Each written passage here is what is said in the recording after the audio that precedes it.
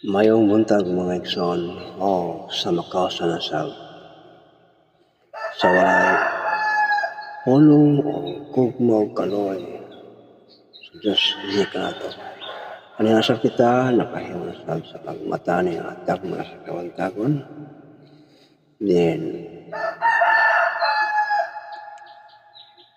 nakahimus na kita sa pagpadayon sa pagpamalandong sa iyang mga pulong na nasulat ini sa iyang kasulatan. Adlaw karon nga Martes, petsa 5 sa Mayo o tulaygon kayo ang Diyos na din makaamot kita ni kabantagon nga malipayon himo pa sa pagmata mga igsoon. Ini sa Proverbio Kapitulo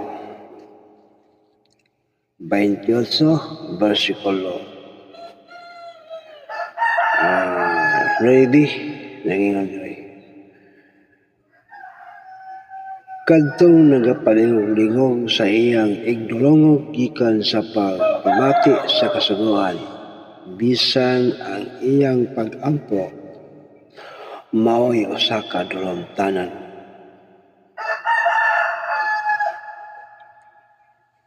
Ako balikon sa pagbasa mga igsoon, mga higala ni sa Proverbio Kapitulo 28 versikulo 9 nagingon, kadtong nagapalingog-lingog sa iyang igdulongog gikan sa pagpamati sa kasuguan.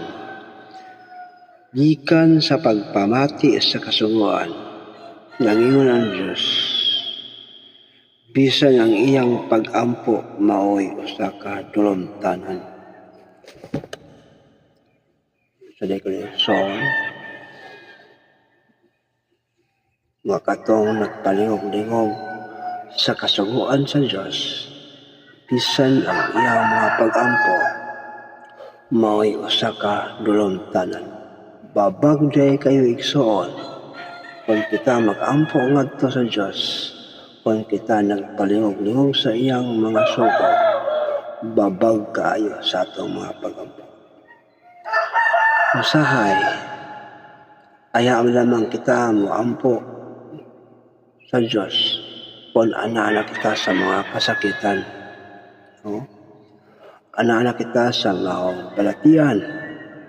Apan, kung wala pa kita'y ibati sa itong mga panglawas, wala'y maabot sa itong kinabuhi ng mga kagulanan, usahay ato mahikalimtan ang Diyos.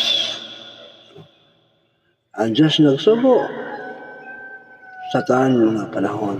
Nandiyan kita mga bantay sa iyang mga kabalauran.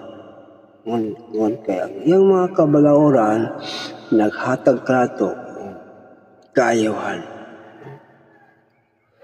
Ingon siya nga ayaw pag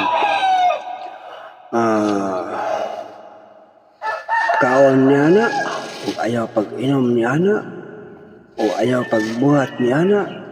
Apan, usahay ang tao, mas sinupakon ngadto sa Diyos.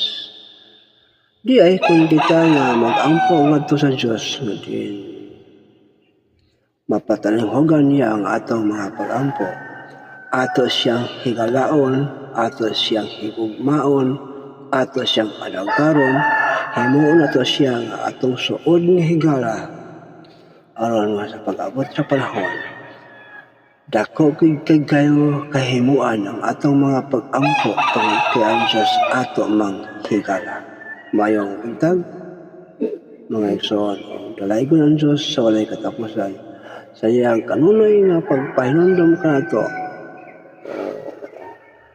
sa ato nga napamanandungan, nining takna sa kabuntagon sa Proverbio Kapitulo 28 versikulo 9.